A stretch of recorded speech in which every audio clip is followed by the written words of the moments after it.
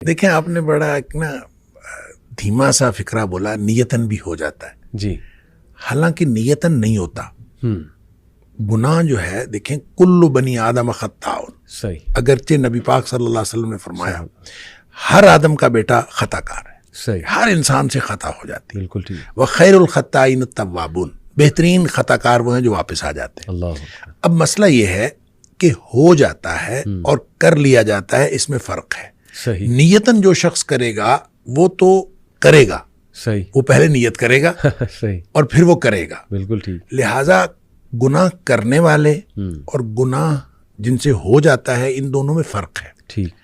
देखें, जो शख्स गुनाह करता है, अल्लाह ताला ने सूरह निसा के अंदर भी इसकी वजाहत फरमाई है, फ़र्क बताया कि कुछ लोग ऐसे हैं कि जिनसे गुनाह होता है और थुम्मा यतूबूना मिन करीबिन, वो फौरन तौबा करते हैं। अल्लाह अकबर। अच्छा, एक ये है कि वो गुनाह किए जाते हैं कि जब मौत करीब आ जाती है फिर वो कहते हैं कि अब मैं तौबा करता हूँ, उनकी तौबा अल्लाह कबूल नहीं करता। अल्लाह। अब इन दोनों में फर्क है। फर्क वो नियत से करने का और हो जाने का है। ठीक। अच्छा, जो शख्स नियत से गुनाह करता है, मैं इनको कहा करता हूँ कि ये सियाने गुनाहगार हैं। अल्लाह। यानी सोच समझ कर गुनाह करते हैं। सही। और सोच समझ कर गुनाह करता है इंसान उस वक्त करता है जब इंसान अपने आप को मुआशरे के साथ कंपेयर करता है और इंसान कहता है कि मुआशरे में इतने गुनाह हो रहे हैं, सही, तो ये मैं एक छोटा सा गुनाह कर लूंगा तो क्या फर्क पड़ता है। जब आदमी ये सोच के गुनाह करता है, हालांकि एक तो इंसान की इस्तिताअत का किसी दूसरे की इंसान की इस्तिताअत के साथ कंपैरिजन है ही नहीं। बिल्कुल ठीक। ला युकल्लिफुल्लाहु नफ्सन इल्ला वुसाहा जो है, हर शख्स का इम्तिहान उसकी इस्तिताअत के मुताबिक। सही। लिहाजा हो सकता है कि कोई दूसरा कोई बड़ा गुनाह करके भी बख्शा जाए और आपको छोटा सा गुनाह पकड़वा दे, ये हो सकता है। लिहाजा आप किसी के साथ कंपैरिजन नहीं कर सकते। सही। आपकी इस्तिताअत, आपकी सलाहियत वो अलग है, दूसरे की इस्तिताअत और सलाहियत अलग है। उसका इम्तिहान उसकी इस्तिताअत के मुताबिक, आपका इम्तिहान आपकी इस्तिताअत। लिहाजा इसकी कंपैरिजन आप कर नहीं सकते। लेकिन जो गुनाह करते हैं वो आमतौर पर इसको बुनियाद बनाते हैं, लोग इतने बड़े बड़े गुनाह कर रहे हैं, हम इतना छोटा सा कर लेंगे। ये जब सोच समझ के करते हैं तो इस कॉन्सेप्ट से तौबा की आम तौर पे तौफीक नहीं मिलती। अल्लाह। उसकी वजह यह है कि आदमी ने सोच समझ के किया होता है कि कोई हरज नहीं है कि मैं कर लूंगा तो क्या हरज है। उसको फिर तौबा की तरफ बिल उमूम उसका ध्यान तवज्जो ही नहीं जाती, क्योंकि उसने सोच के किया होता है क्या हरज है। बिल्कुल ठीक। दूसरे गुनाहगार वो हैं जिनसे हो जाता है, वो उसने ये तय किया होता है कि या अल्लाह मैंने कोई गुनाह नहीं करना, अल्लाह के साथ नियतन। सही। उसने ये बात तय की होती है कि मैंने कोई गुनाह नहीं करना। बिल्कुल ठीक। गुनाह उससे भी हो जाता है। सही बात। क्योंकि कुल्लू बनी आदम खत्ता। सही। यानी ऐसा तो हो नहीं सकता कि उससे गुनाह। उससे गुनाह क्यों होता है? दो वजूहात की बुनियाद पर होता है, या जज्बात की मगलूबियत की वजह से या हालात की मगलूबियत की वजह से। सही। यानी वो उसके हालात ऐसे होते हैं कि जो उसको गुनाह की तरफ ले जाते हैं, या फिर उसके जज्बात, बाज़ औक़ात इंसान अपने जज्बात से मगलूब हो जाता है और इंसान चल पड़ता है गुनाह की तरफ, शहवात से या जज्बात अच्छा से। अब जब वो मगलूब हुआ और मगलूब हो से हालात की वजह से कोई कैफियत ऐसी बन गई कि वो गुनाह में वो इन्वॉल्व हो गया। सही। या फिर जज्बात ऐसे उसके ऊपर हावी हुए कि वो गुनाह में इन्वॉल्व हो गया। ठीक। उसका नतीजा ये होता है कि जो ही हालात तब्दील हुए या जो ही जज्बात ठंडे पड़े, सही, चूंकि उसने तय ये किया होता है कि मैंने जिंदगी में कोई गुनाह नहीं करना, अल्लाह, तो अब जो ही हालात बदलेंगे, जिस हालात की मगलूबियत की वजह से उससे गुनाह हुआ है, तो फौरन उसको ये ख्याल आएगा कि या अल्लाह मैंने तो ये गुनाह नहीं करना था, ये मुझसे क्या हो गया। अल्लाह।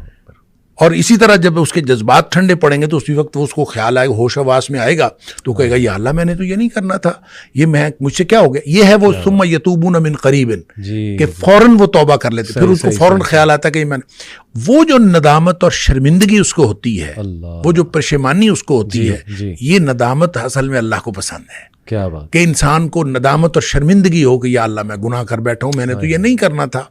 और इसी तरह ये जो रब्बे इन्नी ज़लम तो नफ्सी वाली बात है, या हज़रत आदम अलैहिस्सलाम की दुआ वाली बात है, या वैसे भी नबी पाक सल्लल्लाहु अलैहि वसल्लम ने फरमाया कि एक आदमी गुनाह करता है और गुनाह करके फिर अल्लाह से बात करता है, रब्बे इन्नी अज़नब, तो अल्लाह मैंने गुनाह किया है।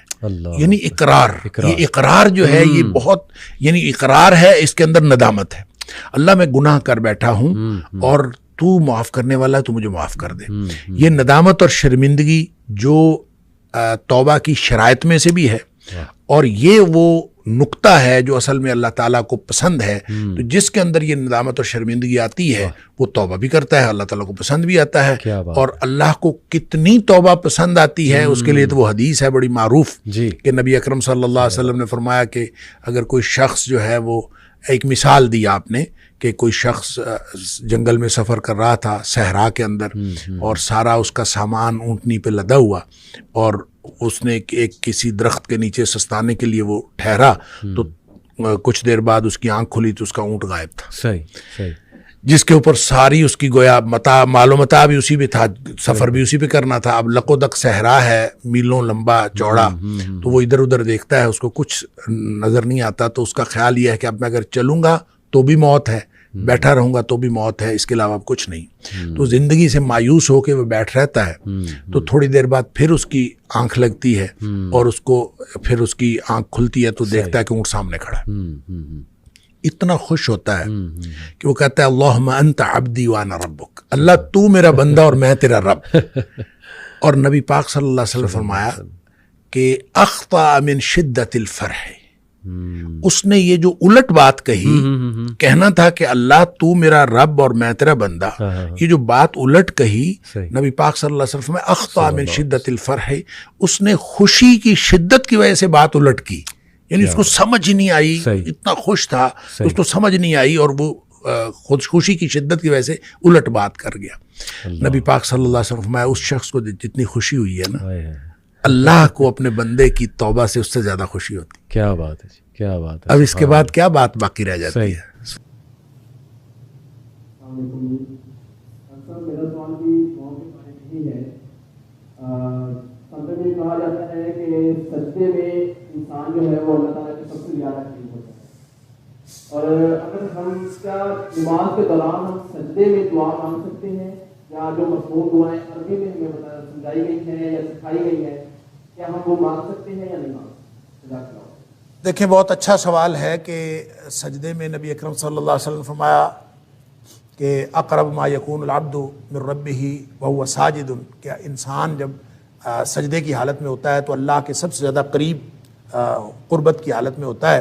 فَأَكْثِرُوا فِيهِ الدُّعَاء، نبی کریم صلی اللہ علیہ وسلم کا فرمان ہے کہ اس وقت دعائیں کیا کرو۔ اب اس کا مطلب کیا ہے، کون کون سی دعائیں کرنی ہیں؟ کیا انسان ان سجدے کی مسنون دعاؤں کے علاوہ جو نبی کریم صلی اللہ علیہ وسلم سے ثابت ہیں اور دعائیں بھی کر سکتا ہے کہ نہیں کر سکتا؟ اور پھر اس کے ساتھ اٹیچڈ ایک اور سوال بھی ہے کہ کیا انسان اپنی زبان میں دعا کر سکتا ہے کہ نہیں کر سکتا؟ اس کے لیے بہرحال ایک موقف تو یہ ہے، اور بہت ہی ریئر ہے، کہ انسان جتنی مرضی دعائیں کرے، اور فرضوں میں بھی، نفلوں میں بھی، جس نماز میں بھی جتنی مرضی دعائیں سجدے میں کرنا چاہے۔ فَأَكْثِرُوا فِيهِ الدُّعَاء کا منشا اور مطلب بعض لوگوں نے یہی سمجھا ہے، جو اگرچہ بہت ہی کم لوگ ہیں جو یہ کہتے ہیں کہ اس میں اپنی زبان میں بھی کوئی شخص دعا مانگنا چاہے تو مانگ سکتا ہے، لیکن یہ بات صلو کما رأیتمونی اصلی، نبی کریم صلی اللہ علیہ وسلم کا یہ جو فرمان ہے کہ نماز اس طرح پڑھو جس طرح مجھے پڑھتا ہوا دیکھتے ہو، یہ اس فرمان اقدس کے خلاف ہے۔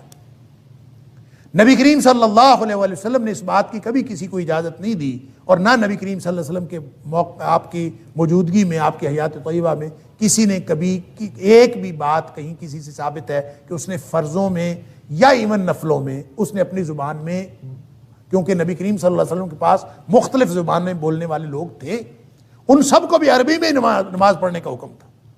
اس لیے تقاضا یہی ہے نبی کریم صلی اللہ علیہ وسلم کے فرمان کا کہ دعائیں وہی کی جائیں جو نبی کریم صلی اللہ علیہ وسلم نے کی۔ لہٰذا اس میں مختلف جو لوگوں کے موقف ہیں، اگرچہ میں نے عرض کیا کہ لوگ تو اس بات کے بھی قائل ہیں کہ نماز کوئی چھوئی موئی نہیں ہے۔ میں ایک عالم کی بات سن رہا تھا، اس نے کہا کہ نماز کوئی چھوئی موئی نہیں ہے کہ بس ایسے ہی پڑھنی ہے جیسے نبی کریم صلی اللہ علیہ وسلم پڑھی، جیسے مرضی پڑھیں، اس میں جتنی مرضی دعائیں کریں۔ یہ بات درست نہیں ہے، اس لیے کہ صلو کما رأیتمونی اصلی، ایگزیکٹ وہ عمل ہوگا، وگرنہ تو پھر صلو صلاۃ کے معنی تو 22 معنی لغت کے اندر آتے ہیں۔ آپ کسی چیز کو بھی صلاۃ کہہ لیں، آپ کہیں کہ اس کا نام نماز میں۔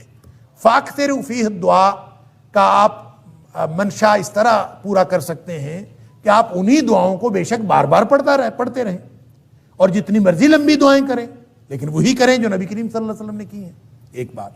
دوسری بات یہ ہے کہ وہ دعائیں جو عربی زبان میں ہیں، قرآنی دعائیں ہیں یا دیگر مسنون دعائیں ہیں، وہ آپ فرضوں میں تو بالکل نہ پڑھیں۔ البتہ نوافل کے اندر اگر آپ پڑھنا چاہیں تو دیگر دعائیں جو قرآنی اور مسنون دعائیں ہیں وہ جتنی مرضی پڑھنا چاہیں وہ نوافل میں پڑھ سکتے ہیں۔ یہ میری رائے ہے، ضروری نہیں ہے کہ آپ اس کے اوپر عمل کریں، ہو سکتا ہے میری رائے بالکل غلط ہو۔ اور تیسری بات یہ ہے کہ اپنی زبان میں اگر کوئی بات کرنی ہو اللہ کے ساتھ سجدے کی حالت میں، تو اس کے لیے ضروری یہ ہے کہ آپ نماز میں نہ ہو۔ اگر نماز میں کریں گے تو نماز تو نبی کریم صلی اللہ علیہ وسلم کے طریقے کے مطابق پڑھنی پڑے۔ اگر آپ نے اپنی زبان میں اللہ سے باتیں کرنی ہے سجدے کی حالت میں، تو ویسے سجدے میں چلے جائیں۔ آپ تہجد پڑھیں اور تہجد پڑھنے کے بعد سلام پھیرنے کے بعد آپ نے دعائیں کرنی ہے دیگر اپنی زبان میں، آپ حالت سجدے میں چلے جائیں اور سجدے میں جا کے جتنی مرضی دعائیں کریں۔ اور وَهُوَ ساجدٌ، وہ آپ اس کیفیت میں ہیں، سجدے کی حالت میں ہیں، اور اللہ سے اس کیفیت میں یہ اسی طرح سے ہے جیسے ہاتھ اٹھا کے اللہ کے رسول صلی اللہ علیہ وسلم فرمایا کہ جو شخص ہاتھ اٹھا کے دعا کرتا ہے اللہ تعالیٰ فرماتے ہیں کہ مجھے شرمندگی محسوس ہوتی ہے کہ میں اس کو محروم کروں جو دعا وہ ہاتھ اٹھا کے مانگ رہا ہوتا ہے۔ اسی طرح سجدے کی حالت میں تو آپ وہ حالت پوری کر لیں، سجدے میں چلے جائیں اور سجدے میں جا کے جتنی مرضی دعائیں کریں۔ لہذا 3 کیفیات ہو گئیں۔